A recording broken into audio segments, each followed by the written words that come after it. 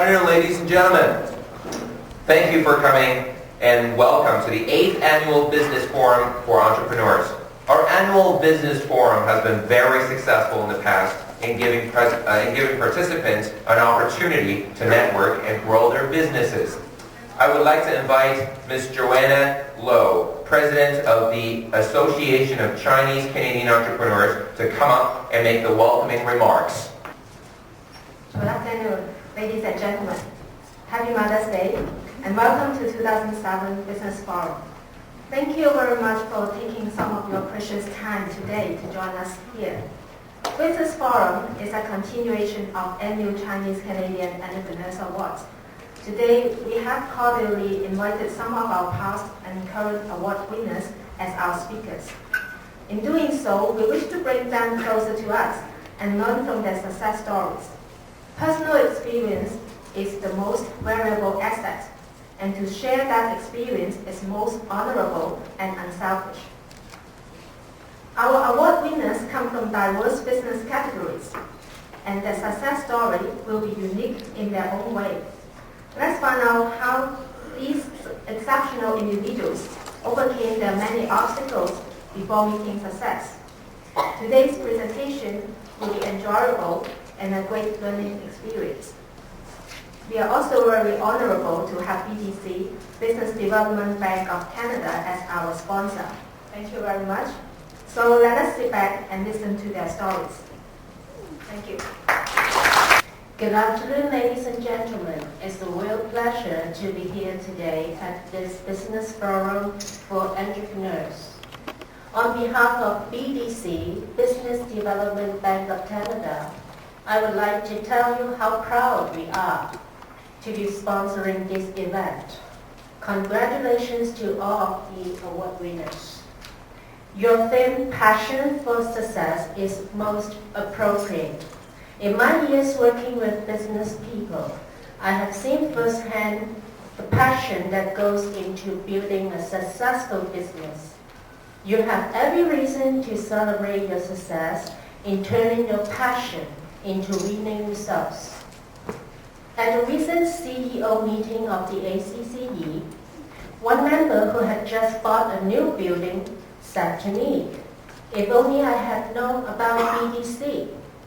So I hope that by sponsoring this event, our bank will become better known to the Chinese community. BDC is the Crown Corporation. Our mandate is to help the Canadian entrepreneurs grow and develop their businesses.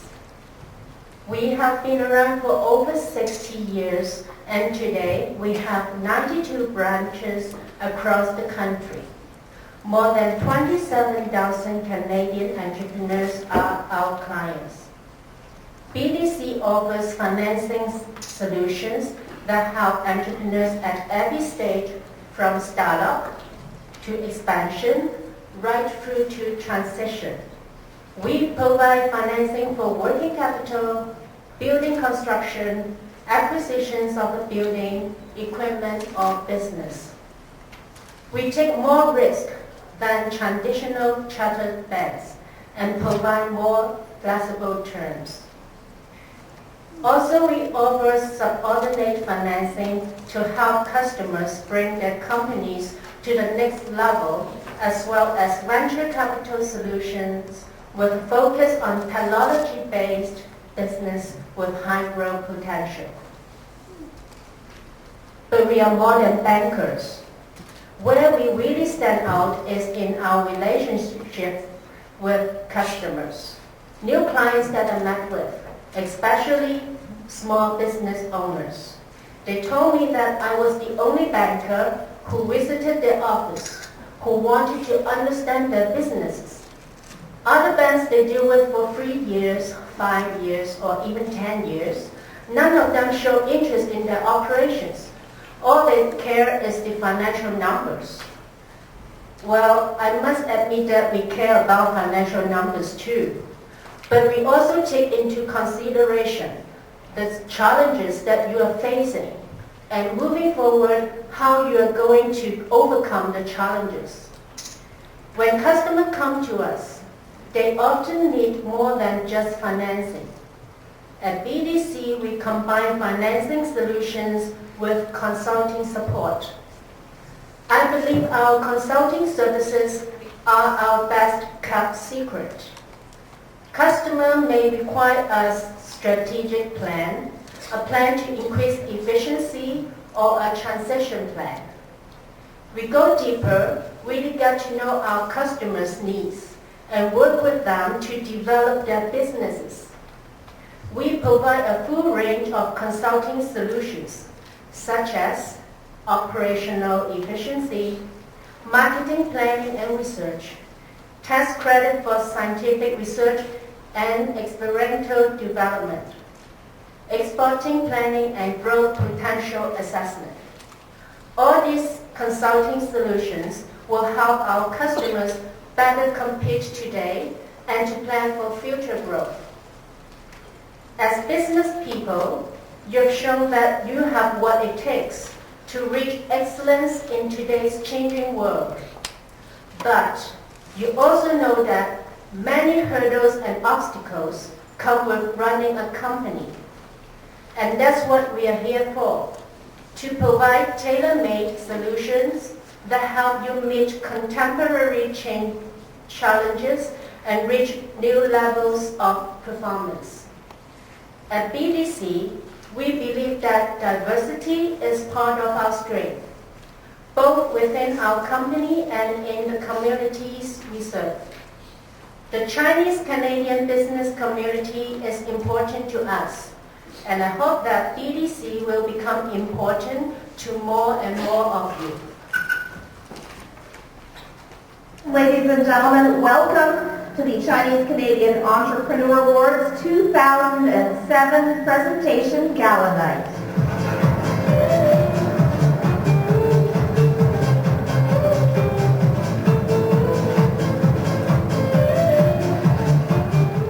The 2007 Lifetime Achievement Award winner is? And the winner is? Jean Long. Thank you to Ari Chen and Dorothy Lowe. Being Chinese and also being a woman, she worked hard and she persevered, but always with a positive outlook on life. And she would have said, as she always did at the end of the many speeches that she made during her lifetime, I am proud, so proud to be Canadian. It is my pleasure to announce the winner of this year's Best Startup Award. And the winner is...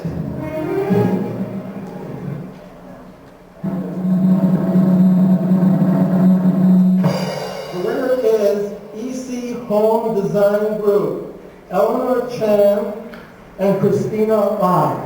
Please come up. Thank you, Mr. Spencer. Thank you. When we started our company, we were the first one in the business model. We provide the most complete interior design decoration service. And the winner of the Most Innovative Award for 2007 is Robotic, Mr. Kahngel.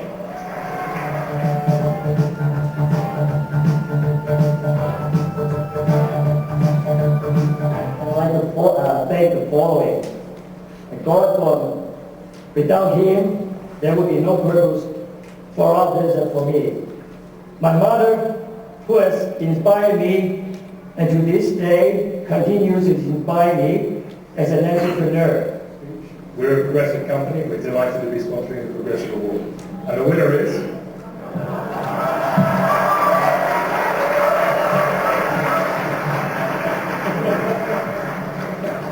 Didn't think I could do that, did you?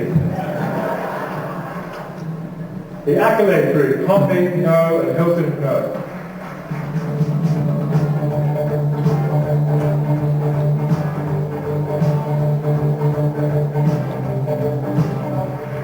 Our award is for our team, so I'm here because of all of you, and thank you.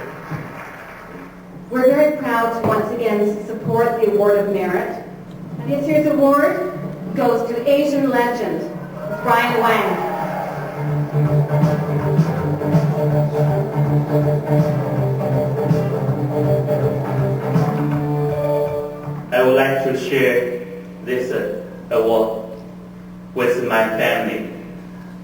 my parents, my wife, Joanna. And ladies and gentlemen, it's time to welcome the winner of the 2007 Best Community Service Award. The winner is Victoria Education Group, Royson.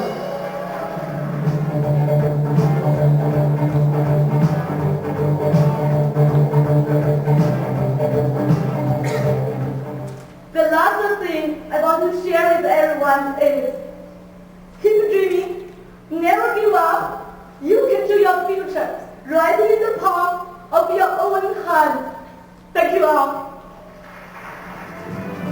I am very honored to be here on behalf of EDC to present the award for Best International Business. Ex-Victor Inc., Mr. Hugh Chow.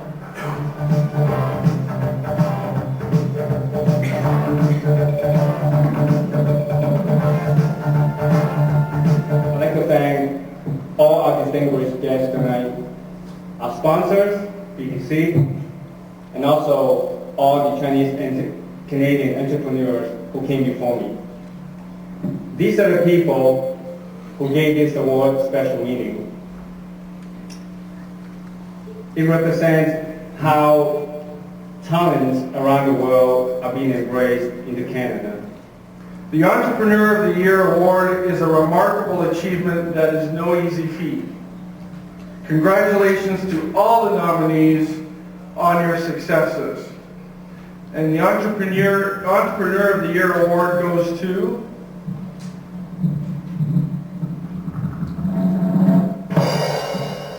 Gap Adventures, Bruce Boone Tip. This award was nominated by Bruce Chin. As I said, it's kind of odd. I feel like I have a lot to do in my life still. I think I have a lot of gas in the tank. So getting this award sometimes to me is like putting U2 in the Rock and Roll Hall of Fame when they've got so much more music to give. I feel I have a lot more to give. I have a lot more to bring to the world. But right now this kind of marks a moment in time for me. And I just thank everyone who's involved in the program and everyone who's involved in deciding to give me this honor tonight. And I thank you very much for your time tonight. Thanks.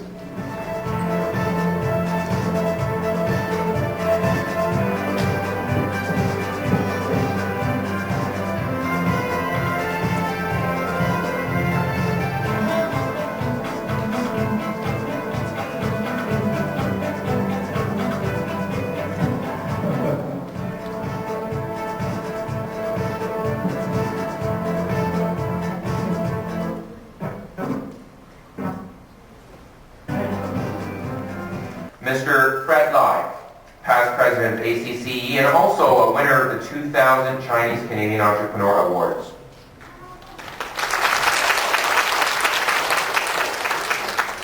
Mr. Steve Kahngel, Manager Consulting of BDC. Mr. Wilbert Lowe, Mr. President of past president of ACCE.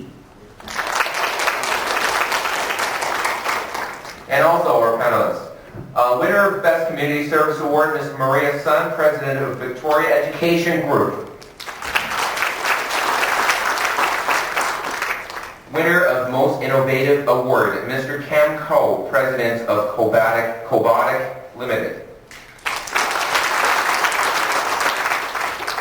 Winner of the Award of Merit, Mr. Brian Wang, President of Asian Legend. Winner of the Entrepreneur of the Year Award 2005, Mr. Royson, President of Semtech Computer Inc. Winner of the Entrepreneur of the Year Award 2007, Mr. Bruce Boone Tip, CEO of Gap Adventures. It's our main purpose today to bring in the expertise and insight from our panelists to share with every one of you. Some of you are aspiring entrepreneurs, some of you are looking for some tips and ideas to expand your business. So welcome you all here today. Today's format basically will be including two sessions. The first session is 1 hour. We are starting now. We're including two components. The first one would be 2 minutes self-introduction by each of our winners and panelists. Then we'll follow up with the questions from the moderator group. Then we'll have a break. After the break, it will be your sessions. We are expecting, hoping, and encouraging all the questions from you have in your mind, and share with us, and the panelists will answer all your questions. ACCE is proud with all our associates today to have together give these opportunities for everyone in this room to have a chance to ask questions, to solve all the things that you have some kind of question with. Let me introduce our colleagues here. The moderator group. From the far end, right-hand side, Fred, of course, like Jerry said, they're the winner of the 2000 Best Startup Award. He is also the founder of Amazing Custom Fabricating Link, which is a leading sheet metal component manufacturer supplying to a wide variety of industries, including heating, ventilation, store fixtures, and displays. His company has been in business for over 10 years and growing ever since after that. So glad to have you here, Fred. And of course, right next to me is Steve Kahngel. Steve is a consulting manager with BDC. He helps his client handle business development and growth challenges by offering advice on marketing, finance, and operations. Steve has been a professional consultant for over 20 years, and he has owned and operated several businesses successfully in his career. So he has been a successful entrepreneur himself before he advised anybody for further success. Steve also holds an MBA degree from the Zurich School of Business from York University, and he's also a certified management consultant. Me, myself, I've been a Canadian business world for over 30 years. I'm a practicing certified management accountant, and like all the bookworms, I also hold one of those MBA degrees. I'm so proud of me, myself. I'm an entrepreneur myself for 15 years, owning my own accounting firm. So all joining together, we want to offer you practical experience in the entrepreneurial world, how to start up your business and how to grow your business together. So we're glad to be here today. Thank you all here. So start with Fred will guide us for starting today's session. Okay, thank you, Robert. Thank you, panelists. I want you to relax, and you are about to spill the beans to the lobbies. Okay, and I'd like you to open your heart and reveal all to our audience. Okay. Now, before that, I want you to introduce yourself. Each of you will have 2 minutes. Well, first of all, let me thank ACCE for having me here and for the Award for Entrepreneur of the Year. Very happy to be here this afternoon. Well, Gap Adventures is at the heart an operations that operates adventure travel holidays all over the world. We have over 1,000 different trips to over 100 countries. So we have divisions that are in all continents. We have adventures on all continents, including Antarctica, where we own also an expedition ship which runs trips to Antarctica. We have operational offices in Quito, Lima, Cusco, and Buenos Aires, and San Jose for Latin America, Bangkok and Beijing for Asia, and Cape Town and Nairobi for Africa, and in Spain for Europe. We've been around for 17 years. I started the company myself in 1990 at the age of 22, and I think I'm a prime example of an entrepreneurial success story, I guess. Having not been born here, and I find Canada to be a fantastic example of allowing entrepreneurs to be successful, because I'm a product of that. We sell, the main success of our company is that we sell all over the world. We sell in 27 countries around the world. So it's the difference between, we operate tours in 100 countries, but we sell our tours in 27 countries. Canada only represents about 12% of our business presently. So we are also, from the government, we received the Global Traders Award this year for excellence in exporting, because 88% of our business is exporting. And we're unique because we export services around the world. Just in terms of our size, we have about 580 employees, and our revenues right now are, we're expecting revenues to be coming around $110 million this year. And obviously we've gone from a startup from nothing, which I started in 1990. But that gives you an idea. and I'll be happy to answer your questions later. Thank you. Yeah, my name is Royson, president of Semtech Computers. What we do is we are a distributor in Canada who distribute all the computers component inside, and our customer includes Walmart, Sam's Club, Future Shop, Best Buy, Staples, Office Depot, and so on. One of the things that the company was started in 1989 by Sam Chiu, which is the founder, from a garage in Markham. Work from house, work from basement. And today, the company is over $120 million. And globally, up to 5 years ago, the company was part of a listed company in Hong Kong. Today, the company overall is $345 million US. So with offices all over the world. And one thing about the company is that we are keep going, changing. Today, I'll probably tell you that we not only selling computer, we also sell food.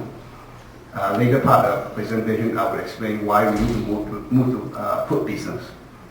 And again, 16 years ago, I arrived in Canada. My first job included petrol kiosk station, putting a petrol pump. And today, what the difference is, and I will share my more information later on. Thank you. Thank you for ACCE for inviting me today. My name is Kahngel, and I'm the President and CEO of Robotic Limited. Our company major business is in the automotive part manufacturing. We manufacture parts for the big three to some of the Japanese automotive companies. The company started since 1993, and started with one part-time employee, and also one part-time employee, including my wife, who is also a pharmacist. And today we have 40 people. We employ mostly robotic and automation in the production of automotive parts. Our business has been growing, and our business has been steady over the last 14 years. With the, I guess, in our business is mostly like the award that we won is innovative, because we, from time to time, we do build machines. We do build machines for our customers and also ourselves to cope with the new prototypes of model car, model years, to generate or manufacture parts in the millions.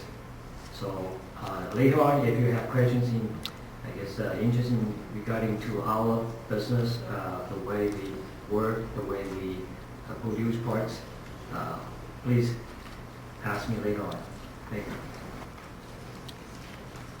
我要先感谢ACCE 给我这个机会来到这里跟大家share。I want to thank ACCE for giving me the chance to come up here to talk to every one of you here. 我们的生意呢，就是1988年我的 parents。 We start our business back in 1988 from my parents. 那我是从台湾来的时候，我是1993年的时候我来多伦多。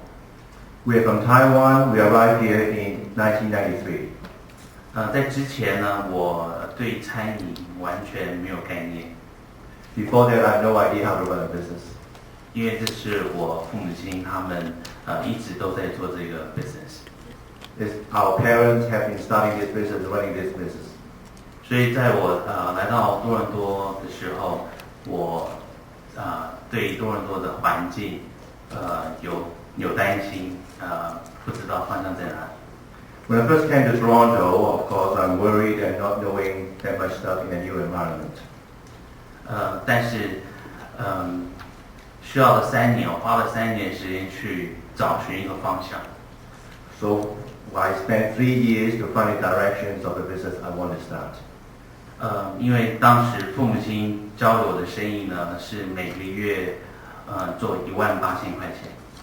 When my parents run the business, the monthly sales volume is about $18,000 per month. 但是当时的房租就要6000块钱。The rent by then was $6,000. 所以大家可以知道，就是说这个所有的经济上的压力有多么大。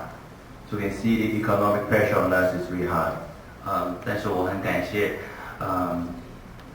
有这么多的 staff， 这么多员工，经过这么18年来，我们现在我们1年我们可以做1000万。So we were happy the support of the staff helped us grow for the last 18 years, and then our volume now is astronomical. 所以从当时的2个员工到现在 come to 150个员工。So from an employee group of 2 people, now we have more than 180 people working for us. 所以我很愿意跟大家 share， 如果等一下的时间呢，我愿意把我所知道的，说这个过程当中所碰到的困难，我真的愿意跟大家 share， 所以请大家不弃嫌嫌，跟我交换意见。It's my intention and heartfelt desire to share my experience with all of you today. OK， 谢谢 ACCE， 谢谢大家。Thank you all. Ladies and gentlemen, thank you for coming. Happy Mother's Day for all the women here. Thank you. First of all, I have to thank ACCE for the amazing award. It looks great on my desk. I'm ready for some more. And I have learned a lot from the past 7 years of experience in running my business, which is located in 200 Consumers Road, Unit 118. Victoria Education Group is made up by Victoria International College, CG Global Employment Service, and NPR Consulting. At the same time, Victoria Education Group is also the proud supporter of 4 non-profit organizations: Canadian Chinese Women Supporting Center, North American Canadian Chinese Culture and Language Exchange, and also Canadian Chinese Software and Management Association, and also Chile Association. Oh, it's so complex, you know. Yeah, and also I'm the owner of Victoria Education Group, but I have to say I cannot have done so much without the management team behind me. Peter Zhang, the Vice President, and Alisa Zhou, the Manager of Victoria International College, and also Kathy Guo, the Manager of CG Global Employment Service. We are currently offering a wide range service from job training, career training to job placement. And we focus on immigrants. We focus on IT, accounting, finance, PSW, ECA, CQE, and also English. And more than 100 full-time and part-time instructors, 2 technician supporters, and 16 full-time staff makes a very strong team and a pretty warm family here in Victoria Education Group. We are working very hard to provide better service for our clients, and also we work together very close to fund the realization of our dream. We are very happy to see that under our help, more and more newcomers can make Canada, the lovely country, become their own home. Thank you, everybody. My first question is for Brian. Brian, what are the most important things as a newcomer especially to learn about doing business in Toronto and Canada? 我想因为 Toronto 的市场跟亚洲的市场跟你来的环境 difference. I think Toronto market is different from the Asian market. 最重要一点就是说你想要做什么 business.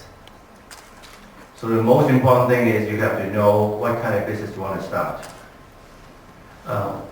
因为在这个过程当中呢，你必须要非常很 clear， 就是说你要做什么，你要了解你到底对这个行业有没有真的所谓的 professional 的经验。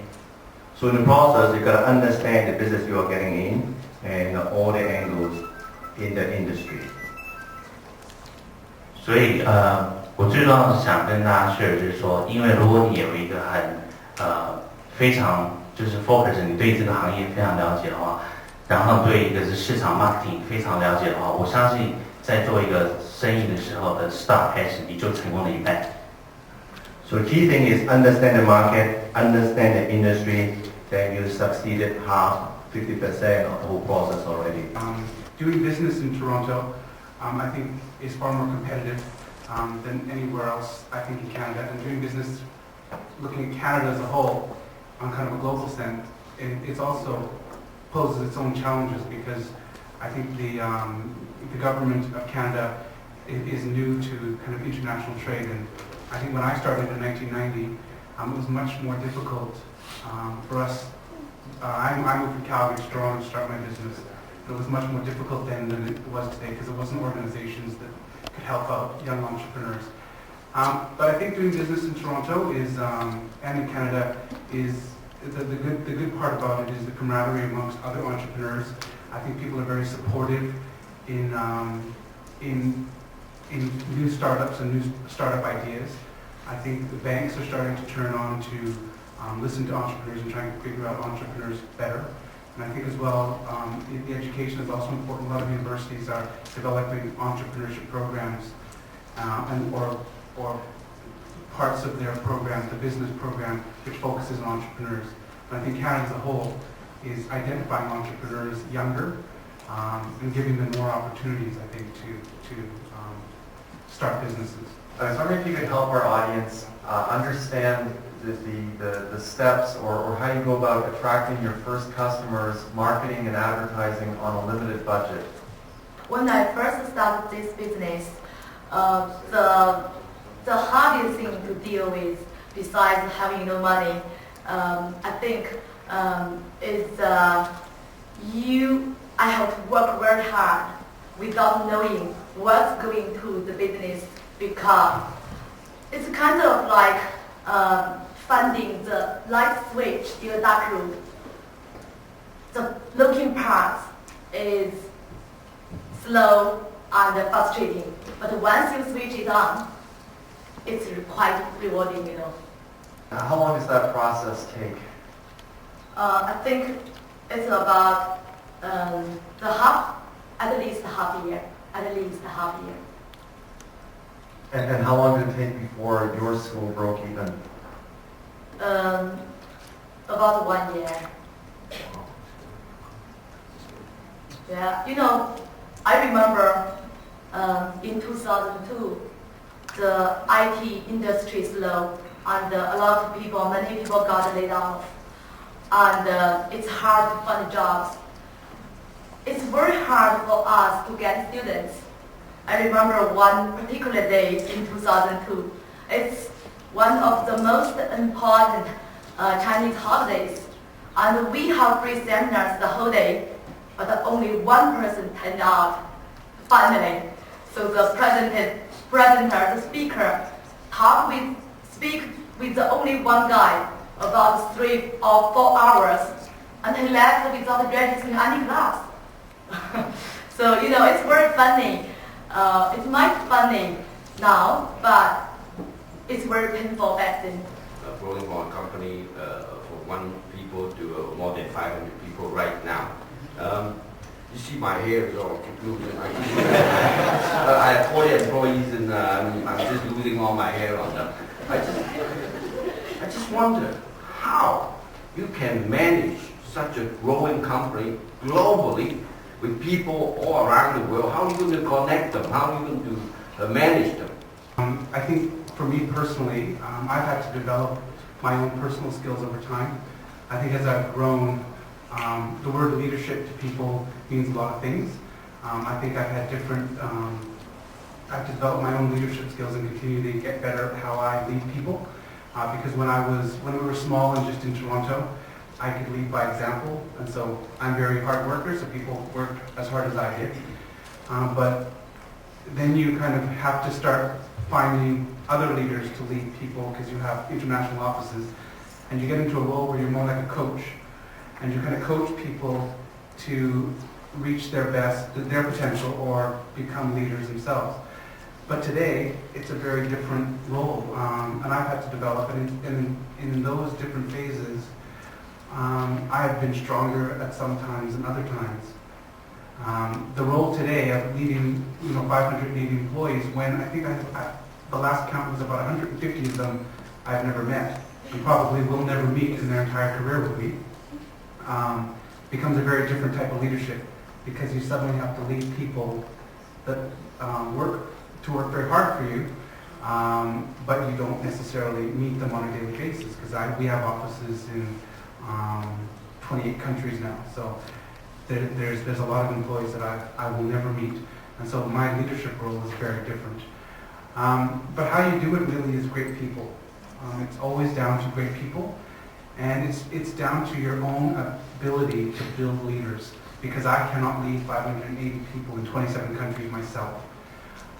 As much as I can travel or as much as I can go out and meet people, I just can't do it. That's fair enough. That's fair to say. But on the other hand, in my experience, that you got tons of people who want a job from you. Yes. But how are you going to retain those one who can turn them into leaders? Can you share some of those experiences? Yeah. I think if you ask any great leader who leads some of the biggest kind of companies in the world who I kind of respect, most of them would say one of your top positions has to be your HR person. I have our HR person as one of my top executives. I know people rely on COOs or CFOs. I have both of those, but my number one person is my director of HR. And they're at the highest level of my executive management, it's the highest level of my decision making. So we have to put systems in place to be able to not only hire great, but also weed out people that don't fit into our company culture very quickly and so we don't, so we develop systems where people, we put everything in place for people to succeed. And then very early on, detect people that are potential leaders and can do more, and we can develop or fast track as we grow, because we're in acquisition mode at the moment, and a couple of the companies that we're looking to acquire in the next year will more than double the size of our business. And the only way I can do that is if I have leaders developing and ready to take over more responsibility, and I have to be able to detect those leaders very early on and develop them or fast track them through our system so they're ready to take on more responsibilities. And I can entrust them to move on and move to other countries or other businesses or other divisions of the company and lead as well as I can, or lead people to work hard and build your business. Was money part of the important ingredients? Do we take them? Certain money is a big thing. For maintaining your executive staff, for sure. But within our company, we're one of McLean's Magazine's 100 top companies in Canada. But we get that for other things. We have a benefits package, and we have a package that allows our employees a lot of freedom. We give 4 weeks holiday to every starting employee. We give 1 trip for anywhere in the world once a year for any employee. We do a lot of things to retain our employees. Maybe I should quit my business in the world. Now, don't tell me life is not all that rosy in business. I think life is not that smooth or sailing all the time, right? Is that a fair statement? I would think that my last 5 years have been quite easy sailing for me. I think, as I said, my company's 17 years old. I think, and she was saying she broke even in a year. After a year, I was still living in a garage. So I would love to break even in a year. So that in itself takes a lot of tenacity. Your parent must be very harsh to you then. Well, I know, if I were to start a business maybe that was technology or distribution or something that was more understood, I think my parents would have been more accepting. But when I said I was going to start an adventure travel company to take people on horseback treks across Mongolia and train trips across Vietnam or, mountain biking in India, my parents were a little bit freaked out when I first started the business. But certainly we've had our share of hard times. The hard times we have right now, I think in the last 5 years, I always say to the people at the companies, we have good problems. Managing rapid growth, we will grow again 46% this year, and we're anticipating 45% next year. And that brings a lot of its own problems, but how I don't like to look at problems as problems. I look at them as opportunities for us as a company to grow and for people to develop. So I always say that we have good problems. Is there any other time that you really feel that you're not in control? And you, especially a company growing like this, is there a time that you feel scared? Tell me how you overcome these moments. Scared wouldn't be a word. I would use. I don't think you can. When you get to a certain level, I don't think you can show fear. Even though you might be a little nervous on certain decisions. But yes, for sure. I mean, within the last 2 years, I've restructured the company twice. It's been a very stressful situation for the entire company because we've grown from being a small little startup to being, what we are today. And having people organically grow, I had to bring in new executive and more experienced leaders. I've had to restructure departments and people. I did one about a year and a half ago where I had, at that time I had 6 VPs and 3 of them ended up leaving the company during that transition. Very difficult time. After 16 years at that point in the business, I was working harder than I ever worked to build the infrastructure we have now. But we're announcing another restructuring that's going to be announced in 3 weeks to prepare us for the next level in the next year. And again, it's not something that comes naturally to me, so I find it very difficult. But I mean, it's part of my job and part of the business. So I wouldn't say scared or I wouldn't say fear. I mean, it's just something you have to do if you want to be in business. Okay. As far as I'm concerned, maybe this question is for Kahngel. As far as I'm concerned, I like machine more than people. Right? Tell me, is that an important part of how you succeed in Canadian manufacturing, especially facing such a fierce competition globally? Well, robot is not the figure that you pictured as like a human-like, a machine that walk. The robot in reality in our industry is just basically an arm that it takes away, I guess, the hazardous environment from operators. It's important for me, at least. This technology is not new, particularly in the automotive business. Robots. I have not. I have not always been relying. What I should say is that for the robot alone, it cannot build my business. I guess first of all, you have to have your own skill. It's just like computer, garbage in, garbage out. You have to have the knowledge to teach the robot. My main process or specialty is in welding. So I have always known welding. Even before I immigrated to Canada here, I have always been working in the welding field. I built power stations in Hong Kong, and I look after the welding department. And so long since I have known welding. So when I came to Canada, I have always been involved in welding. My career has always been welding before I started my own company. Knowing welding, then I basically apply welding to robots. And it's important, I guess, these days because skilled people are hard to come by.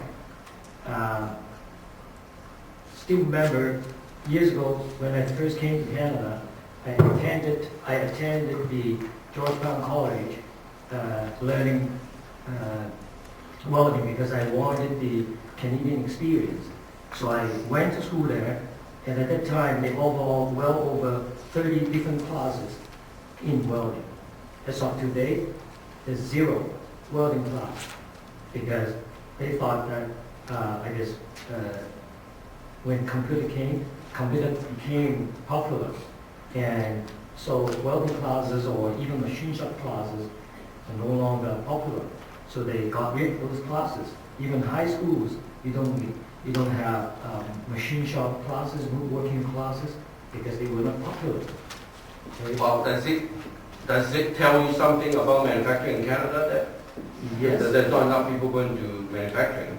Right. So you have a hard time finding good employees in technical field, right? Yes. But does it tell you something? That means to say how you survive and still do well in terms of in Canada in a manufacturing environment. Yes, that's very true. I have, in many times I had to look for welders, manual welders, because, well, most of my business, like I would say, 95% is automation, with robots or automatic machine doing the welding. However, 5%, I do sometimes need manual welders. For example, like prototypes, a very fast job in repair or whatnot, in-house, we do need manual welders. And I had a hard time looking for them because I advertise them, in paper, internet. Very seldom would I be able to find a candidate. So I myself train them in my shop, although there are 40 people in there, well over 40, but most of my machinists, my technicians, myself, my engineers, they all gone through picking up the welder, and they weld. In a nutshell, then I conclude based on what I see from you, you also rely on technology rather than on human hands, because you cannot find enough skilled help despite the fact you train them. Yes. But you still rely on technology to keep yourself competitive in the marketplace. Am I correct? Yes. Maybe you could comment and tell the audience some secrets or some tips on how to land a big customer. And then once you've done that, how do they help you and how do they challenge you and when it comes to running your business? The challenges is like winning lottery, 649, I guess. Honestly, I think it's a lot to do with, first you must have luck. Honestly, luck, I believe a lot of luck in it. Number two is that you have to be prepared and to go after this large customer. Example, large customers like Best Buy, Future Shop like that, okay, or Walmart. I guess one thing I learned from it is that if you do not know how to do business with a customer like this, the best part is to steal some money from them. Exactly how my boss, the founder, steal me from Future Shop. I think that was very true. Today, a number of my staff are all from all these large firms. We hire from them. I believe in hiring within the company so they can talk the same language, they can think like them, they can think, eat, sleep like them. Basically, that's what I meant by that. It is true because each one speaks a different language. Each one asks for different things. Things that asked by Best Buy is something different from Walmart. So they are totally different. They speak, in fact, the system they use are all different.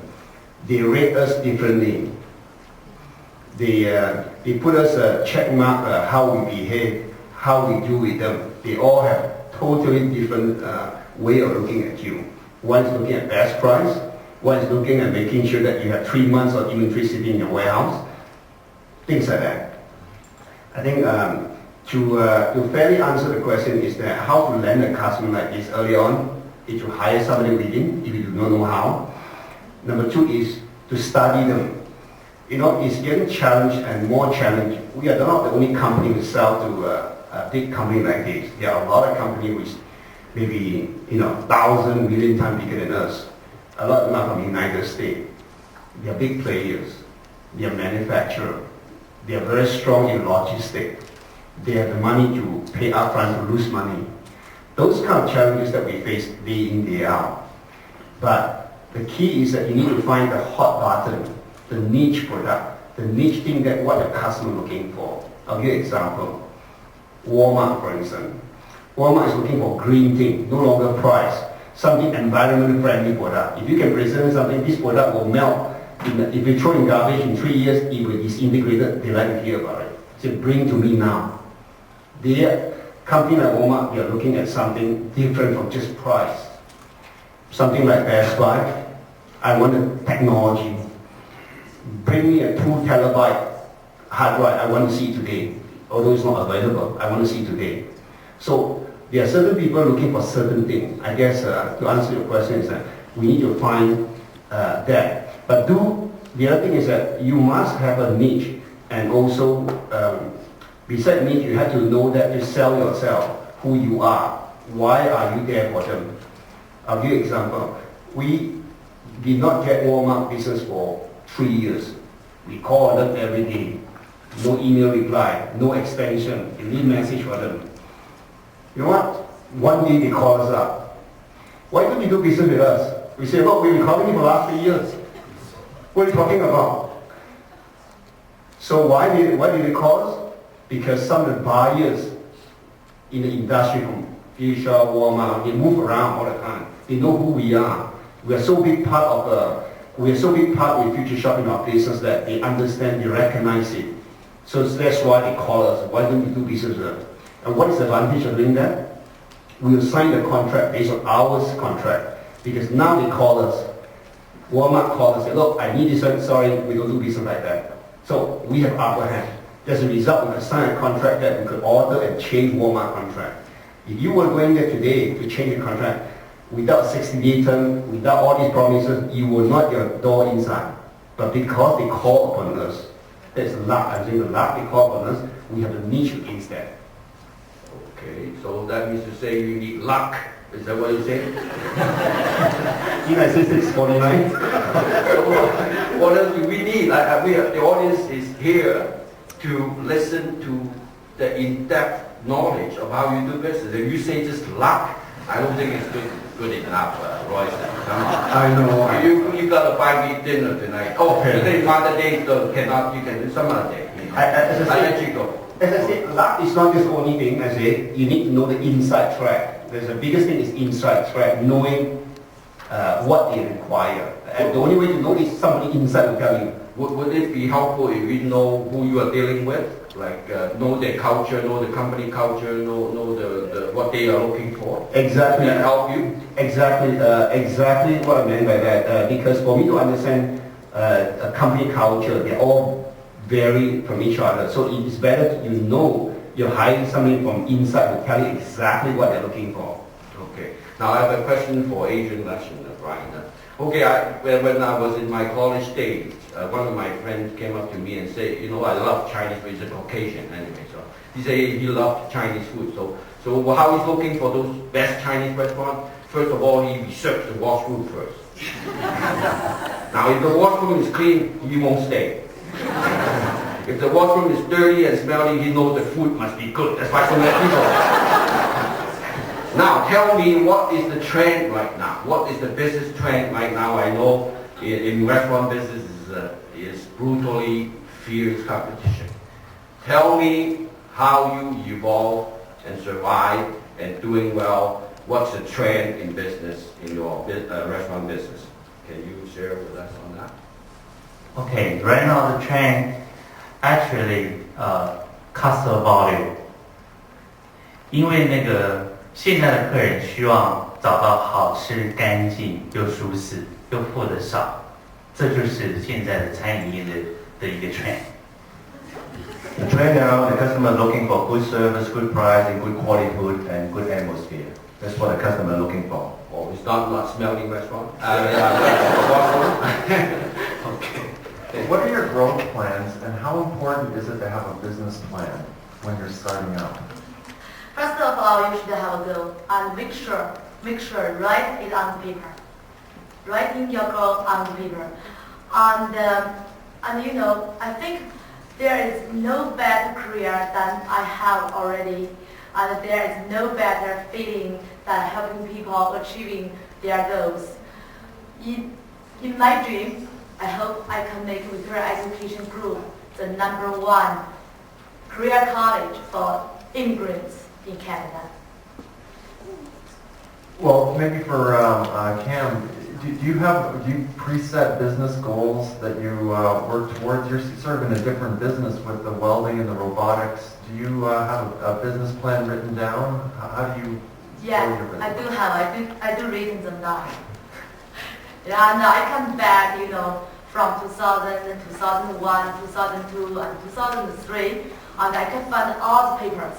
And each year I have a goal, and each year I have a plan. And in the end of the year, I will bring the paper and have a look, and to see that if I finish it or not.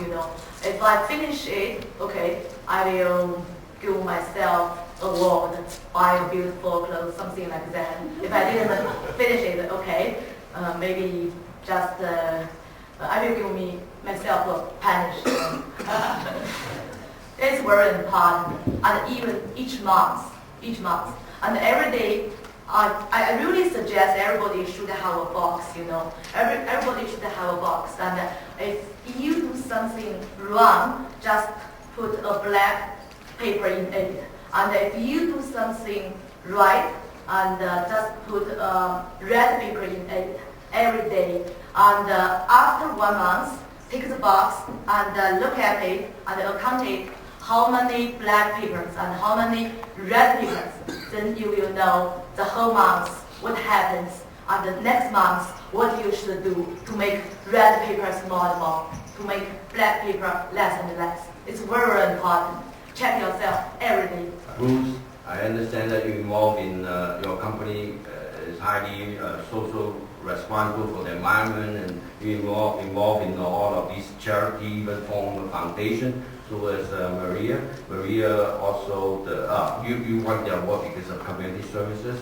Now tell me, in the real world, we need to cut costs and lower our prices to become competitive. How can we effectively implement the concept of social responsibility realistically in your company? My business might be a little different, especially it was because we're at the heart of what we are. We're sustainable, part of what as a sustainable tourism company. So it's an important ingredient in our consumers' decision-making process. So for us, it might be a bit easier to spend the money that we do on our foundation and the work that we do in terms of the sustainable side of our business. But certainly when cost cutting comes and when we look at our budgets, which we're presently doing right now, it is always a question about the amount that we give back and how much it costs us to be green. And I'd say that and I started a foundation. We have a foundation called the Planetara Foundation, and I started this foundation internally within our organization to almost be a police system for us internally. So, I always call them Frankenstein because I created them and now they're coming back to kill me. Because they are internally adjusting how we think continually, because as we continue to grow, it gets harder and harder to go back to our roots, on why we started and who we were when we started. Planetara is an important part of that development. But I have to say, in the last 2 years, with all the global warming talk that's going on and all the trend towards the environment, it's been a huge asset for my business because we believed in it early, and we're now seen as a pioneer on that side of our business.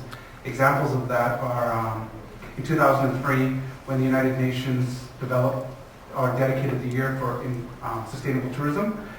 They did the launch at the United Nations in New York, and I was the only person asked to come and speak at the United Nations on that. And that was quite an honor of being recognized. And as well, 3 weeks ago, Al Gore was in town, and I was invited to go for lunch with Al Gore and talk about what we do as a company in the Arctic and the Antarctic. And in that meeting was also David Suzuki.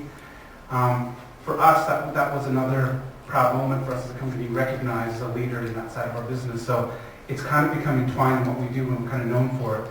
So it's something that we continually watch on how we spend, but it is a big part of our business now, and it's almost expected from our consumer.